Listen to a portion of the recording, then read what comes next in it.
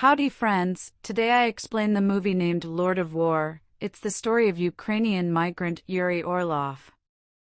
Let's check out a short brief. In the 1980s, in the small city of Odessa, the Ukrainian migrant Yuri Orlov chooses to change his financial life and gets to be an arms merchant with his brother Vitaly Orlov. His commerce of gun runners providing illicit weapons in irritated zones of the planet increments with the conclusion of the Cold War, and Yuri bribes a Russian Common to offer most of his arms stockpile. In the interim, he gets to be a tycoon and employments his cash to entice the lovely Eva Fontaine, and they get hitched and have a child. Interpol specialist Jack Valentine chases Yuri, attempting to put him in imprisonment, but within the conclusion, he gets it that Yuri may be a vital fiendish for the intrigue of his country. Lord of War could be a 2005 film coordinated by Andrew Nicolas and featuring Nicolas Cage. The motion picture could be a dramatization that rotates around the life of a Ukrainian-American arms merchant named Yuri Orlov, depicted by Nicolas Cage. The film takes after Yuri's travel as he gets to be one of the world's most fruitful and infamous arms merchants, providing weapons to different strife zones and warlords around the globe. The plot dives into Yuri's rise to control within the arms business, his intelligence with various clients and accomplices, and the complex ethical situations he faces along the way. It moreover investigates the results of his activities on his family, especially his strained relationship with his brother, played by Leto, and his interest in a tenacious Interpol operator, played by Ethan Hawke. Lord of War takes a basic C of the arms industry, the worldwide effect of unlawful weapons exchange, and the moral challenges confronted by those included in this illegal exchange. The film raises questions approximately the responsibility of governments and individuals in propagating clashes through arms deals. Overall, Lord of War offers a thought-provoking exploration of the arms exchange and its far-reaching results, whereas two weaving in components of drama, action, and dull. The movie starts with Yuri Orlov, Nicolas Cage, standing in an ocean of went-through shell casings. The rest of the movie is told in flashbacks, beginning in 1982 and finishing within the completion of the opening scene. The opening credits arrangement appears as a 7.62 by 39mm circular being created and going through different stages, sometime recently getting terminated from an AK-47 and traveling through the head of a child warrior amid a war in Africa. The tune played within the foundation of the opening credits grouping is For What It's Worth, performed by Buffalo Springfield. Through voiceover, Orlov depicts how he to begin with got to be an arms merchant. Yuri and his family came to the joined-together states from Soviet Ukraine when he was a youthful boy. His family imagines being Jewish for favorable movement conditions to elude the Soviets. His family claims an eatery, which Yuri sees as giving in need as individuals have to eat. After Yuri sees a Ukrainian mafia boss murder two would-be professional killers, he chooses to supply another need, weapons. He starts his career by offering Uzis. Yuri accomplices up with his brother Vitaly, Leto. Sometime recently starting his career, he approaches Simeon Wise, Ian Holm, a prepared arms merchant, at an arms tradition in Berlin with a trade proposition. Wise turns him down, rejecting Yuri as a beginner. Yuri gets his to begin with break offering M16s after the 1982 Lebanon War, and gets to be a rise to opportunity shipper of passing, offering weapons to all sides.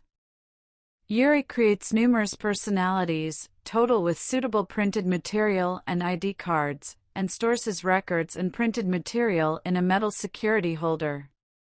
As he develops, Yuri, through voiceover, tells of his to begin with occurrence with Jack Valentine, Ethan Hawke, an Interpol operator who cannot be bought with cash.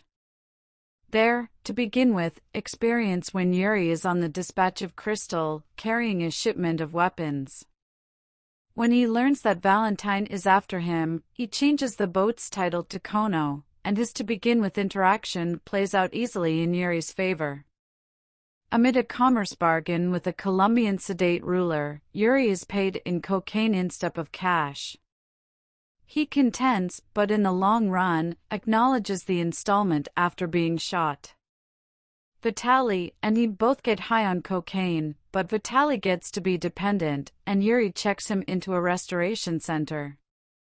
From that point forward, he conducts his arms commerce alone. In no time a while later, he starts to court Ava Fontaine, Bridget Moynihan, and demonstrate. He books a photo shoot and the whole hotel so that they have the full area to themselves. After inspiring her, they wed and afterward have a child named Nikolai. On the day that Nikolai starts to walk, the Soviet Union breaks up.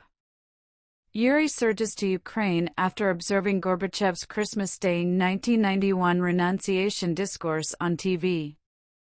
He contacts his uncle, Dmitry, a common of the previous Soviet armed force, and starts buying his tanks and AK-47s to grow his stock, explaining in detail how the AK-47 is the foremost dependable attack rifle in the world.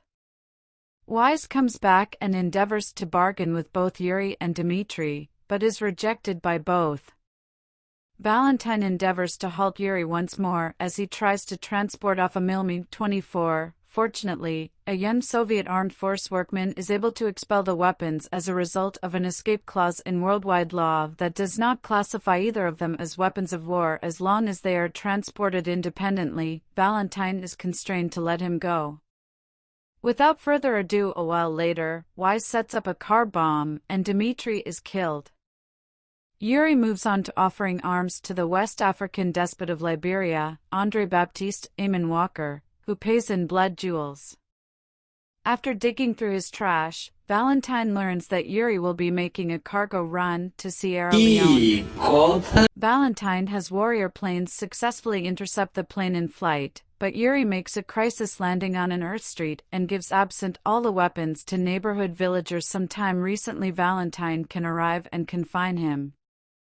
Valentine cuffs and keeps Yuri for 24 hours, sometime recently being constrained to discharge him. Yuri makes his way back to Monrovia, where Baptiste welcomes him to murder the captured Wise, who basically states he came to Liberia to offer weapons to Baptiste's foes. Yuri is hesitant but does not tell Baptiste to halt pulling the trigger until he has done so and slaughtered Wise. Wise afterward shows up on a drug-induced mental trip and tells Yuri once more to require sides. Valentine keeps Yuri under surveillance, and one day he uncovers to his wife Ava that Yuri may be a major weapons merchant. Ava argues with Yuri to halt, and he does, in the step of choosing to abuse the assets of the third world countries. In any case, he dislikes the business, complaining that the benefit edges are moo and there's as well much competition compared to illicit arms. Yuri re-enters the arms advertise when Baptiste approaches him. He is hesitant, but goes when Baptiste tells him that he will pay more than the regular rate. Yuri chooses to bring Vitaly along since he is apprehensive almost the current climate of Liberia. Be that as it may, they afterward learn that the deal is really taking put in Sierra Leone. Amid the exchange, be that as it may, Vitaly witnesses a bunch of villagers beating a mother and her child to pass and tells Yuri the whole village will be slaughtered in case the deal comes through. He argues with Yuri to halt the exchange, but Yuri says it's not their strife. Vitaly reacts by taking a projectile and blowing up a truck with half of the weapons. A watch observing the exchange shoots Vitaly to passing. Yuri still acknowledges the deal and all the villagers are at that point slaughtered. Yuri ships his brother's body back to the United States with him. He pays somebody to remove the lead from Vitaly's body, but one bullet remains and he is halted by traditions. In the interim, while being taken after by Jack Valentine, Ava finds Yuri's security holder, which is definitive proof of Yuri's arms managing. Ava takes their child and clears out him. When Yuri calls his guardians, his mother says, "Both my children are dead." Valentine keeps Yuri and tells him that he features a long imprisonment sentence ahead of him. In any case, Yuri uncovers to Valentine that the exceptional reasons that Yuri ought to be imprisoned are the same reasons that he'll walk free. His presence may be unnecessary fiendish, as the individuals he supplies are regularly the foes of your enemies, enemies of the U.S. He goes on to say that now and then the U.S. government needs a consultant like himself to supply those that they'd or maybe not be seen providing. Yuri at that point predicts that a high-ranking officer will come, praise Valentine, and after that order him to free Yuri because of his need. Doubtlessly sufficient, a high-ranking officer does without a doubt come, and Yuri is released. A free man again, he returns to selling arms. The movie closes by broadcasting on screen that it is based on real occasions, whereas private arms management around the world thrives. The US, the UK, France, Russia, and China, the 5 changeless individuals of the UN Security Chamber, are the world's driving arms providers.